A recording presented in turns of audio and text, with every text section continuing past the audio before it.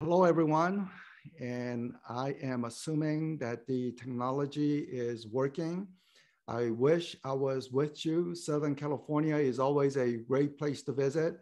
But also at the same time, the Zoom technology permits me to travel across the country in an instant.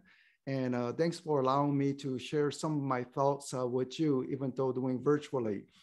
I'm glad that all of you are meeting in person. That is great. We are trying to get back to normal and certainly important for real estate. A lot of moving parts currently in the market. As you know, the mortgage rates are very, very high. And at the same time, there's talk about potential economic recession.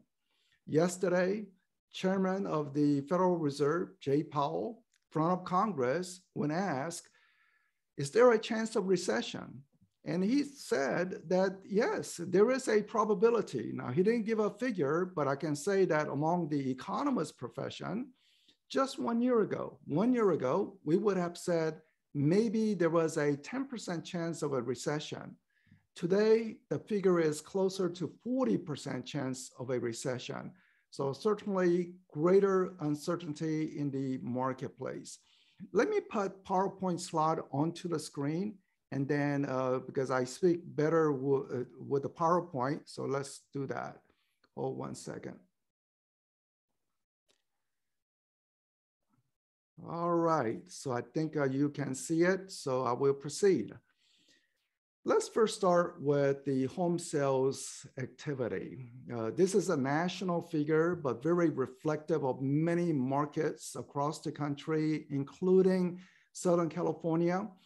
And what you see on this is that 2020, 2021 in red bars are quite exceptional compared to the recent times. And in fact, COVID arrived, very ugly virus, disrupted our lives. But one silver lining is that real estate took off. Interest rates were low. People want to take advantage of it. And also people want a little more elbow room. Apartments are too small to work from home for those who are able to work from home. And consequently, home sales really began to take off. And I hope many of you participated in this boom. Now let's dial back also to 2005, because some people are now comparing current situation of potential repeat of a second housing market bubble and crash. Because you see in 2005, home sales were 7 million, even higher than what it is in recent times. And then it crashed. So one big difference between now and back then is something that is obvious. We don't have those funny, risky mortgages, fake income documentation, adjustable rate mortgages, or sometimes loan that just blooms up because your first few months of a payment is very low. And then before you know it, after 1 year, it really jacks up to much higher and people were unable. And it brought the whole global financial institutions down and foreclosure crisis, ugly mess. Goodness that we don't have those risky mortgages in the current environment. You know your clients, in order to get a mortgage, they have to meet very stringent underwriting standards, the ability to repay the loan. So it is a much quality, credit quality today regarding people who can take out a mortgage. Now, if we look at the prices, now prices are zooming higher. So first, go back to your client of last year or 2 years, shake their hand and say, congratulations, you purchased at the right time and prices are booming. That is your housing wealth. You want to build that relationship with your past clients so that they become your future clients.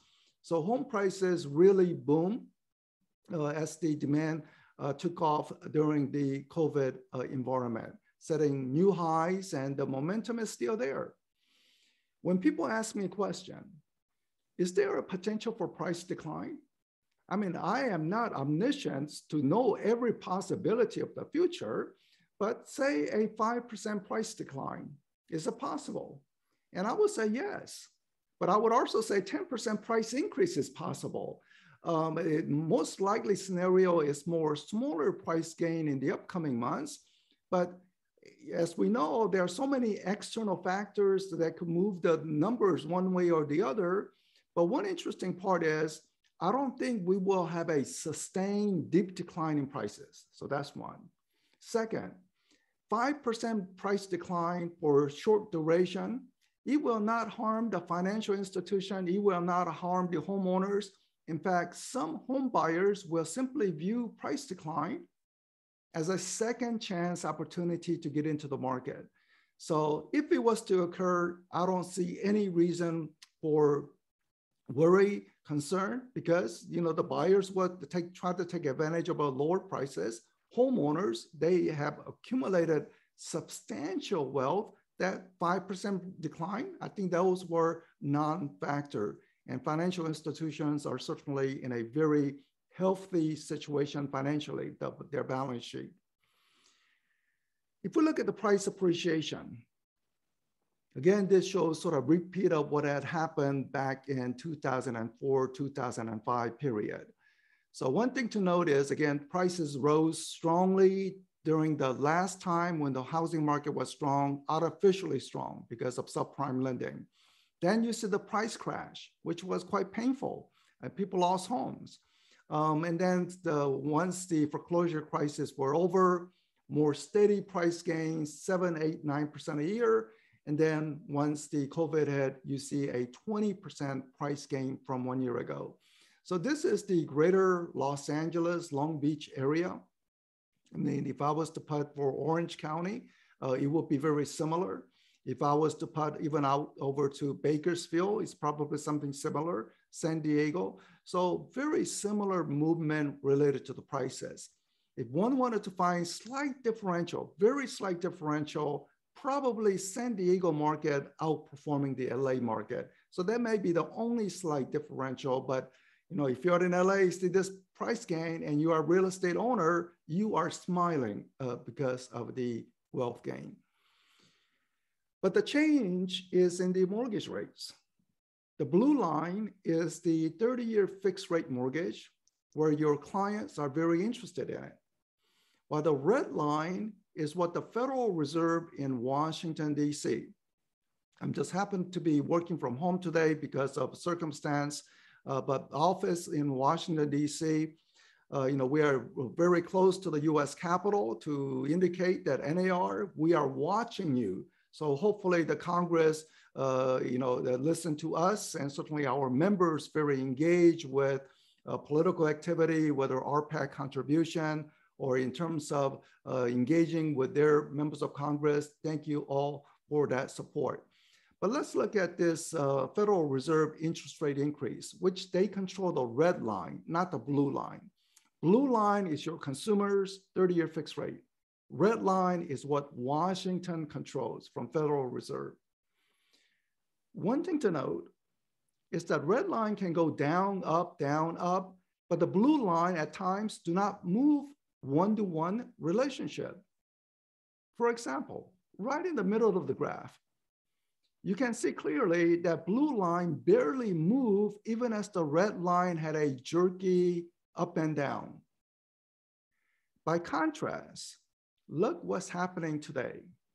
Red line has increased somewhat, including that huge 75 basis point increase by the Federal Reserve. Was it last week or 2 weeks ago when they raised the interest rate? But the blue line really responded violently. In fact, blue line began to respond even before the first rate hike by the Fed. So the way to interpret this is that generally, blue line is much more stable than the red, but not this time. So what's happening is that Federal Reserve has communicated that they will be raising interest rate many, many more times in the upcoming months, even going into 2023. And because of this signal communication, mortgage market is trying to price that in. So the fact that blue line increased so much in relation to the red could be implying that we may be at the peak in the mortgage rates, currently near 6%. Could it go up to 6.5%? Yes, but I think we are pretty much done in terms of the big increases. 7%, I would discount it. I don't think it will happen because most of the mortgage rate increases have already factored in all the future action by the Federal Reserve. And here's a mortgage calculator. Sorry for the low numbers regarding the loan amount, $200,000. What can you buy with $200,000 loan in Southern California? Not much. But nationwide, $200,000 loan is pretty much about the normal. So you do the mortgage calculator, and what you find is the following table: 3% monthly payment, $843, 4%, $950, and so on. We all have the calculator. We all can easily compute the numbers, no problem. But let's do the following. I'm going to put this same table in the next slide. Here it is. So the table on the left is the same mortgage calculator. On the right-hand side is a simulation. So $200,000 mortgage. Now, if you say it's a $600,000 mortgage, then just multiply all the numbers that you see by 3, by a factor of 3. So what I did in this scenario is essentially to say, to buy the same house, you cannot get a $200,000 loan anymore because prices have increased. Because prices have increased, you have to take out a larger loan. Conservatively, I'm assuming only a 10% increase in that home. In your area, it's 20% increase, but let's say it's 10% increase. So $200,000 loan becomes now $220,000 loan. And the mortgage rate today is closer to 6%, but when I generated this PowerPoint, it was at 5.3%. So using 5.3%, you see the monthly payment has risen up to $1,200. That is a 45% increase. If you say it's a 20% price increase, like in Southern California, then the amount would be much larger.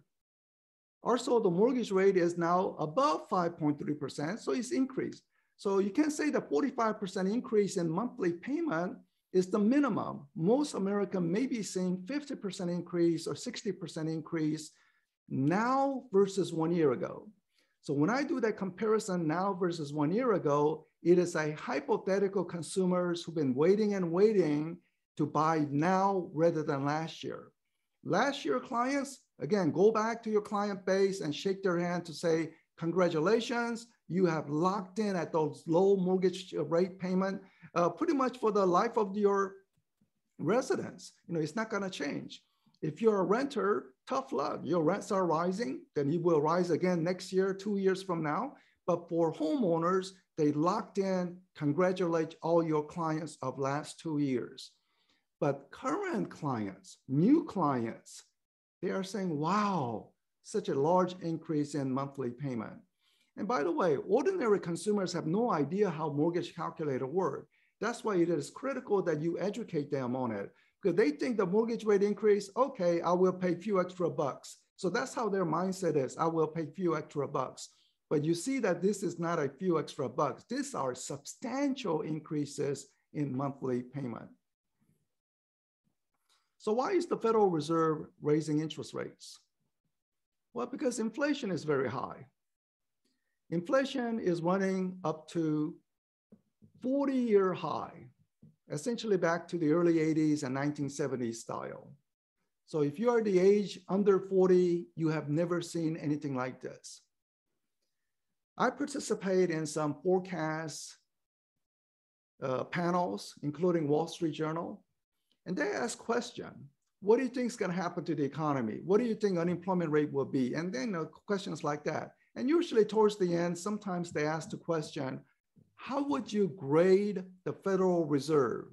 A, B, C, D, or F? How would you grade it? And I would be inclined to give either D or F. And here's why. You look at why is there a Federal Reserve? What's their reason? And their mandate is to control inflation. And given that they cannot control inflation, you have to give them a flunk mark for it. So inflation rate is high, the Federal Reserve is behind the curve, and now they are trying to make up for it by jacking up interest rate. So interest rates are rising, hurting your clients.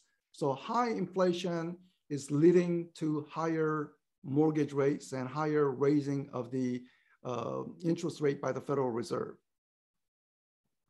Some of the components, gasoline. Realtors drive more than the general population. It is hurting your pocketbook. Now, good that they are readjusting some of the mileage reimbursement allowance to account for it, but realtors drive more than the general population. Airfare. They use jet fuels, so it's rising. Hotel, motel. Well, people are sick and tired of staying at home. They want to get out. And I'm glad that you are meeting in person, but people also want to travel and they are paying more for hotel and motel room. In fact, typical room rate is now higher than pre-COVID. And then you go to other items.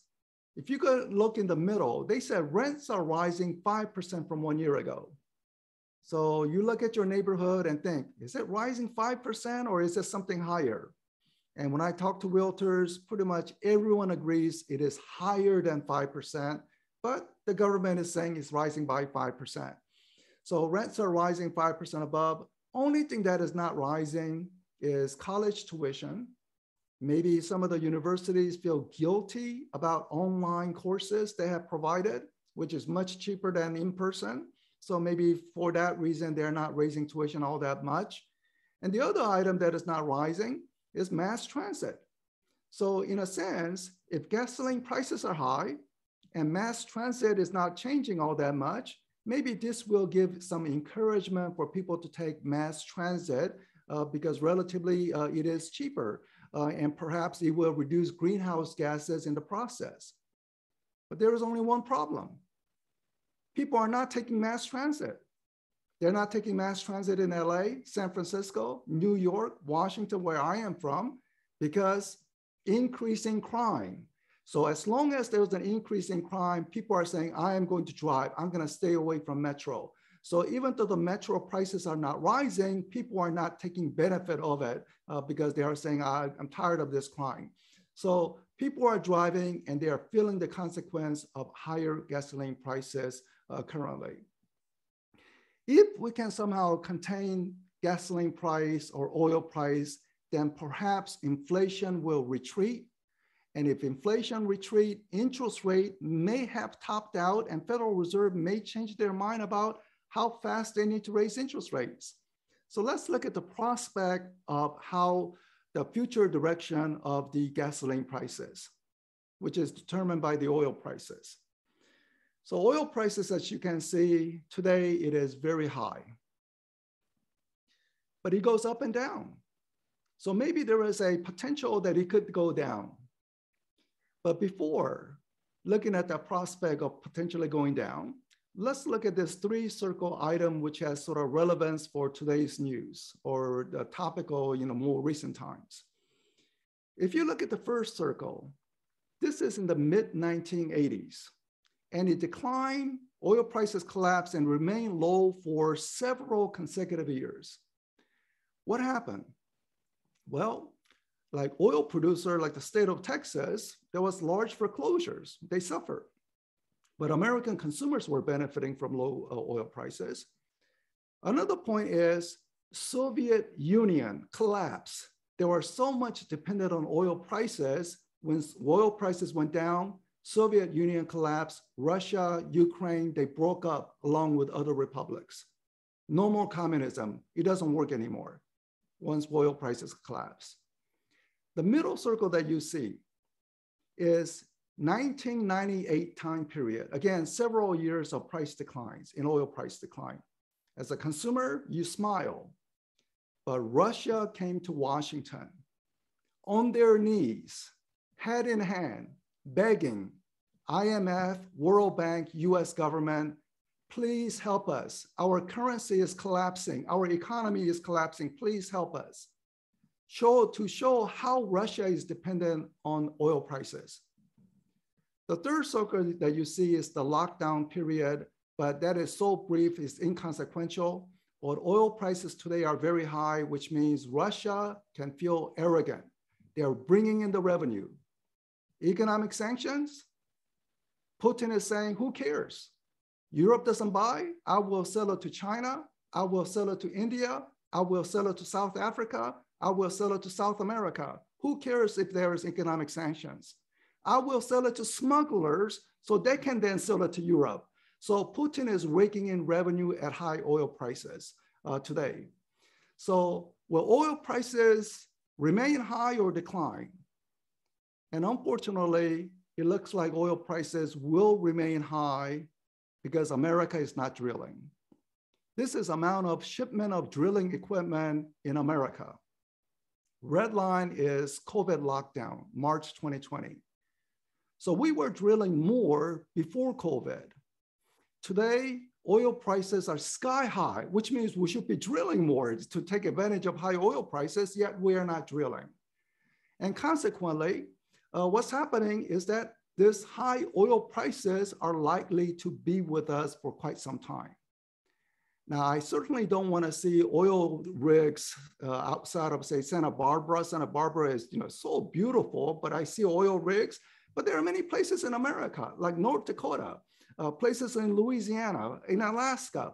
So maybe we can begin to say certain areas, beautiful areas, maybe no drilling, but in other areas, maybe we could drill more. But America is not drilling. Consequently, expect high oil prices to be with us for quite some time.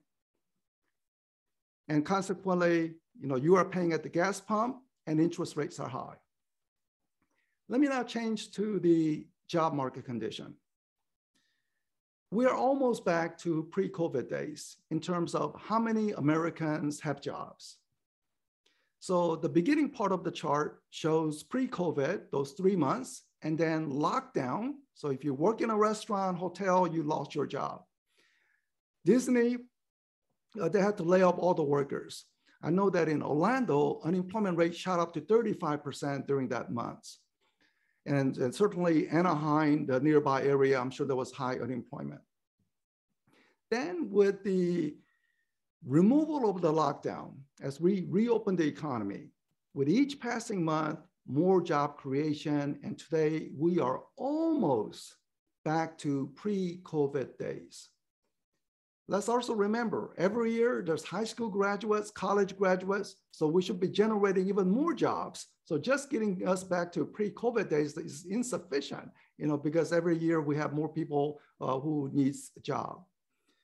Now, if we look at state-by-state comparison, California, easy to identify, is showing 0.0.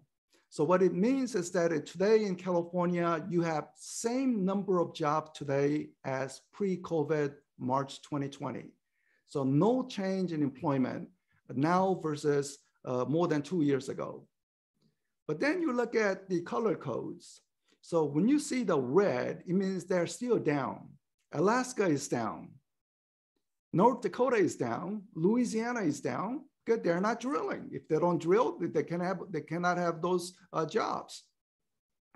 Texas is well diversified. So if you look at Texas, they're showing 3.6, meaning they have 3.6% more people with job today than pre-COVID. Florida has more job. Idaho and Utah just booming conditions. But other places like say Michigan, New York, they're down. California, I guess, right, you are right in the middle of the pack. No change. So that's where you are in California. But if you look at specifically at LA, Long Beach, Anaheim region, it looks like the following over the past 22 years, from year 2000. So job from year 2000 increased and decreased during the foreclosure crisis. But once the foreclosure crisis were over, middle of the graph, steady job gain. Then COVID hit, boom, large job losses. Now trying to come back, but your area is showing that it is still not back up to pre-COVID days. So still need about 200 or 300,000 additional job creation to get you back up to pre-COVID days. This is a very interesting chart. This is showing how many people are working from home. Let's focus only on the red line, just for simplicity. So the red line is about people who work in management, professional, or office support. Essentially, people who need to be in front of a computer monitor. So it could be a call center, it could be a computer software program developer, it could be an economist, somebody who can just simply be in front of a computer terminal. So before COVID, 9% of Americans in that situation were working from home full time. COVID hit, it became 54% of Americans were working from home. Today, as you can see, it is 21%. So higher than what it was pre-COVID. But this does not fully explain what's happening. This is 100% working from home. We know that there are many people who are in hybrid model today. Go to office 2 or 3 days a week, other time you can work from home. Any company that said you have to come back to office 5 days a week as before COVID, I think they will lose a lot of employees. I don't think we will not return to that condition. And therefore, some kind of hybrid model will be in place. That means one does not have to live so close to the job center. One could live further out. So downtown LA, maybe you can actually have a home in Riverside County or San Bernardino County, knowing that you don't have to do that nasty California traffic jam every single day. You only have to face that about 2 or 3 times a week. So that makes trying to buy a home further away much more manageable. And it also explains that some homeowners who were happy with their house before COVID may not be so happy now. They said, no, I want to have a little more elbow space. I certainly need a space to turn it into home office. So people who used to be happy before COVID may not be happy and they're itching to possibly move. And the other development is also the case that California is very expensive. And you are wondering, why is Utah and Idaho and Phoenix and Vegas really booming? It's because Californians are moving there. So can you keep the Californians in the state so that real estate could be even stronger in California? But there are many Californians leaving the state and thereby helping the adjacent states, Oregon, Washington. They are essentially booming because Californians are moving into this area. And work from home, does that mean that some people who used to live in LA now live in Phoenix? So one has to begin to really worry from your perspective, Californian perspective, about the out migration of people out of the state into other states. I mentioned about the mortgage rate rising quite steeply, but there are still a sizable group. 1/4 of transactions are all cash. So somehow they're able to get this money. I know the stock market was all-time high end of last year, not anymore. I don't know where they're getting this cash, but cash deals still remains high. And cash deals, they don't care about mortgage rates. Mortgage rates are not important. It could go up to 20%. It doesn't matter. They will still buy all cash. Now that the foreign travel has opened up, maybe one will begin to see more foreigners beginning to purchase. Certainly, California has been an attraction center for people from Asia, from mainland China, Taiwan, Hong Kong, Korea, and others. They want to go either Australia, Canada, or United States, and maybe now the more foreign dollars will begin to come in. And they typically tends to be all cash. But the inventory level continues to remain very low. Your potential client who asked the question, are we in a housing market bubble and should I postpone my purchase? Those are very valid questions, and you should be able to answer. First one is about the subprime lending. We don't have that. Thank goodness we don't have those risky mortgages anymore. But the second big reason why today's housing market is much different compared to 2005, those situation is look at the inventory.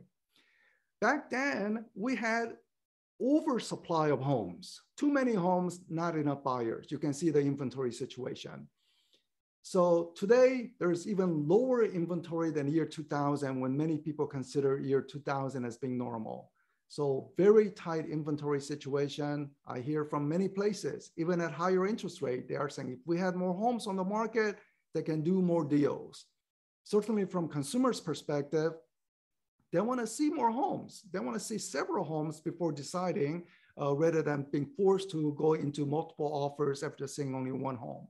So inventory level, we still need more to come onto the market. I think we will steadily turn the corner and show increased inventory, but it does not mean we will soon get back to normal. It just means that worse in inventory is coming to an end and steadily beginning to see more inventory, but we are not by any means will reach equilibrium and certainly far, far away from any oversupply situation. So this is the number of new home construction, single family housing starts. So you see that back in 2005, 2006, builders overproduced, which was the reason why we had oversupply. But today, builders are building just enough, but look at the prior years, recent prior years. Builders have been underproducing, and the multiple years of underproduction is the reason why inventory began to go down, down, down, because builders were not building. So today they're finally reaching the historical average. And you say, well, maybe now we're at equilibrium. And the answer is no. You have to compensate for many years of underproduction.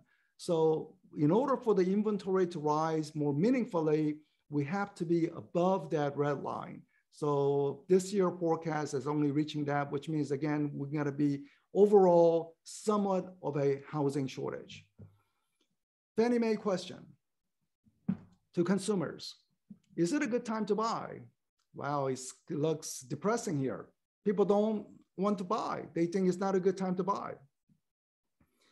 But also remember, what people say and what people do not align. Because if you look at pre-COVID and the months after COVID, so the red line is the separating part, look at the sentiment, really did not change. Yet we know that home sales boom. So what people say and what they do not necessarily always align. So people may be saying it is not a good time to buy, but as soon as inventory show up in their price point and they can get a mortgage, I think they will jump at the chance. Let me show you a different consumer survey, not by Fannie Mae, but by the Federal Reserve Bank of New York. This was done in February of this year. Maybe it's several months outdated, but it's still illustrated for the following reasons.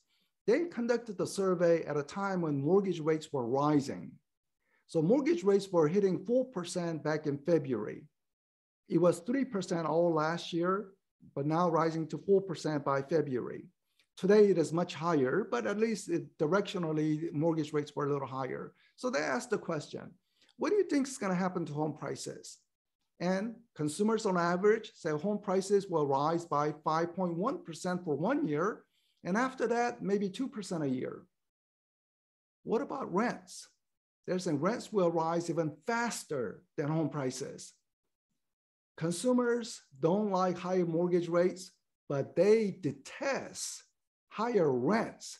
So when the rents are rising, that is a motivating factor for people to still buy even at higher mortgage rates. So rents are rising. And we know that the rents constantly increase year after year while the mortgage payment is fixed once you lock in. When I first purchased my home, at the advice of my wife, I was wondering, do I put the money in the stock market? My wife insisted, no, we are going to buy this year. So at the time that when we purchased the home, it was 8% mortgage rates. We have no regrets. In fact, that was one of the key driver for our initial wealth gain. And then when the mortgage went down, we refinanced downward. My parents purchased their first home when the mortgage rates were 15%. You can always refinance downward. It goes up, it goes down. So whatever mortgage rate you get in, you can always refinance downward when there was a change in the market condition.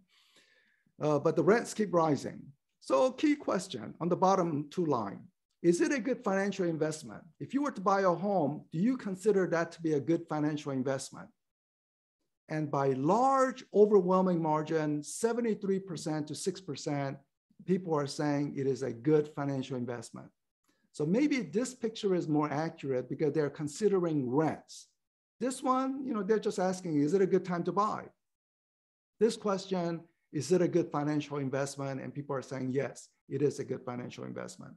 I'm sure the numbers probably change because mortgage rates are much higher today. So maybe the gap between good and bad financial investment is not as large as this, but it's still very illustrative. But let me go to my final two slides. What you can expect in your business, because you want that transactions. How many more transactions will occur or how much fewer? So the red line is essentially today's conditions. So we had a boom in 2020. You can see the year-over-year change in unit sales. Then early part of this year, we are seeing slight declines, but third and fourth quarter expect major decline. There's a little lag time between mortgage rates and how the home sales respond. So expect some decline in actual closing activity in third and fourth quarter by 15% range. Even in the early part of next year, only in the second half of next year will things begin to stabilize, no longer decline.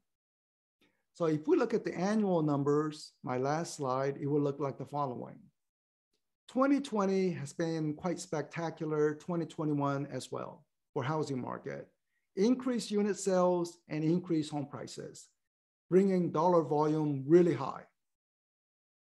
But 2022 forecast, once we have all the December numbers calculated, I think the home sales will show about 13% decline. Home prices probably increasing about 7%. So the dollar volume will be lower by 6%. So if you're a large brokerage, this is what you can anticipate. I mean, I'm not omniscient, so the numbers could change certainly, but this is what I'm projecting.